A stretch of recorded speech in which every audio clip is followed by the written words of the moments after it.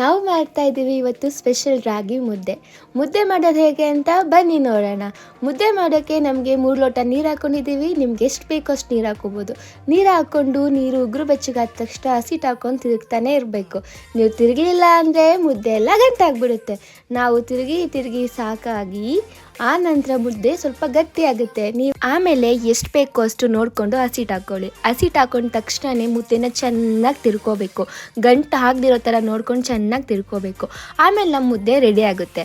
ಇದನ್ನು ಏನು ಮಾಡಬೇಕಂದ್ರೆ ಸ್ವಲ್ಪ 5 ನಿಮಿಷ ಆಗೋವಷ್ಟು ಹಬೆ ಕಟ್ಟಬೇಕು. ಹಬೆ ಕಟ್ಟಿದ ತಕ್ಷಣ ನನಗೆ ಮುದ್ದೆ ಸಖತ್ತಾಗಿತ್ತು ಅಂತ ತಿನ್ಕೊಬಿಟ್ಟೆ.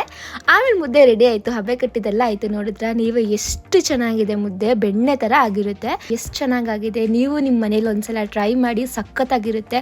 ಮುದ್ದೆ ತಿಂದವ್ರಿಗೆ ಯಾವುದೇ ರೋಗ ಬರಲ್ಲ ಅಂತಾರೆ. ದಿನದಲ್ಲಿ ಒಂದ್ಸಲ ಆದರೂ ಮುದ್ದೆ ತಿನ್ನಿ, ಆರೋಗ್ಯವಾಗಿರಿ. ನೋಡಿ, ನಾನು ನನ್ನ ಗಂಡಂಗೆ ಸಾಂಬಾರು ಹಾಕಿ ಕೊಡ್ತಾ ಇದ್ದೀನಿ. ನೆಕ್ಸ್ಟ್ ನೋಡೋಣ ಬನ್ನಿ ಅವ್ರ ರಿಯಾಕ್ಷನ್.